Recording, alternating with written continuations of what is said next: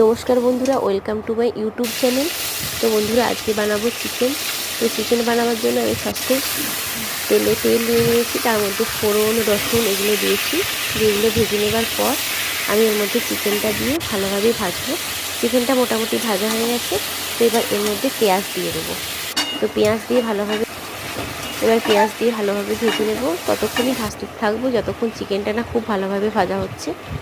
তো চিকেনটা ভাজা হয়ে গেছে, এর মধ্যে হলুদ গুঁড়ো দিয়ে দেব, তারপরে লঙ্কা গুঁড়ো দিয়ে দিলাম।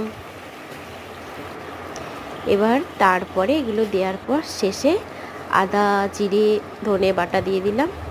এবার আমি নুনটা কিন্তু লাস্টে দিয়েছি, তাহলে টেস্ট হবে। তো নুনটা দিয়ে দেওয়ার পর এর মধ্যে জল দিয়ে দিলাম, গরম জল, আর আলু দিয়ে দিলাম।